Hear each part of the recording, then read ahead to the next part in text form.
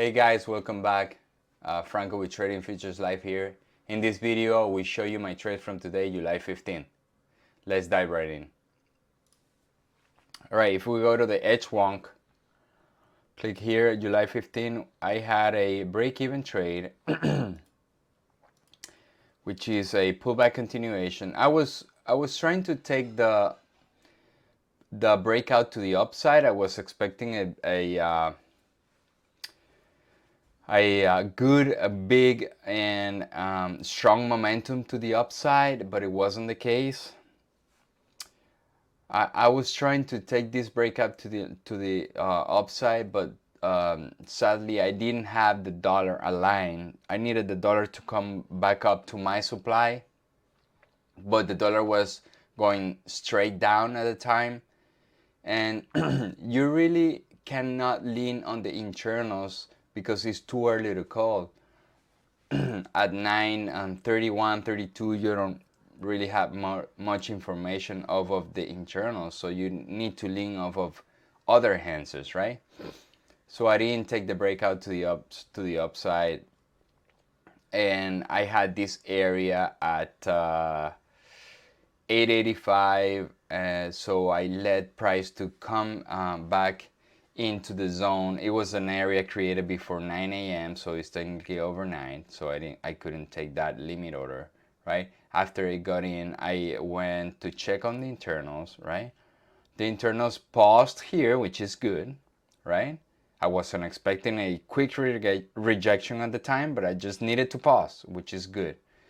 And here on the tick chart, yeah, I do see this candle when I get filled in did not create a new low, nor violated this low. So after it created this spike, I activated my order. I get in, I get filled in here, and I was so close to my target, probably 2-to-1 or something. And then I guess topped out break even. I was ready to retake this trade, but when I went to the internal, because that's what is dictating my action at the time, I see this drop very sharply on the tick chart, creating a new fresh low. So I decided not to take it, which is good because I would have been stopped out for a full loss. So that's my first trade. Let's go to my second one. Is a tradable reaction. This area was created after 10 a.m. when the news report came out of a consumer sentiment. And when you see this type of movement, like 100 points in less than a minute, you can account that there are some left orders here, right? So I put my limit order here.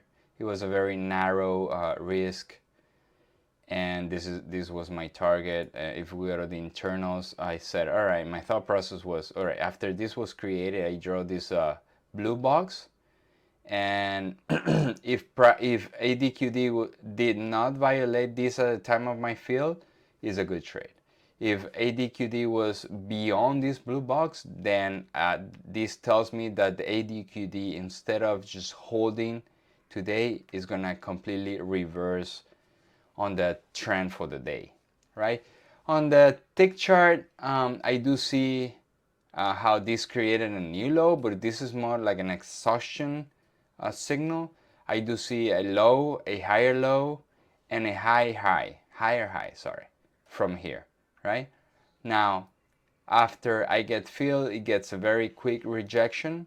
So you need to be aware that this exhaustion pattern is very important. If you guys see all my trades, the best fields are when the tick chart is creating a fresh high or low, but it's exhausted. It rejects the tick chart right away, right?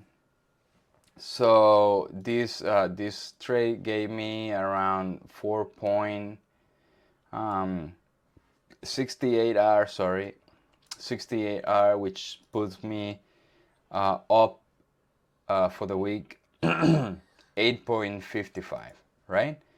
A good expectancy, and between 250 and 300 is a very good expectancy for the week. and which is pretty much my monthly number because I didn't trade last week. I was out. I was out on vacation. But this is how my week ended.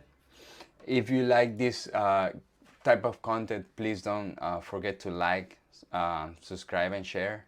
That helps us with the YouTube algo. And please click that notification button so you get alerts every time we go live, which is minimum twice a day on the pre-market live, and then we go live on a trading session. Next week we will continue with the our regular video schedules because we haven't done any like walk it up or other videos, but we will continue with that. So I'm gonna wrap up this video with that.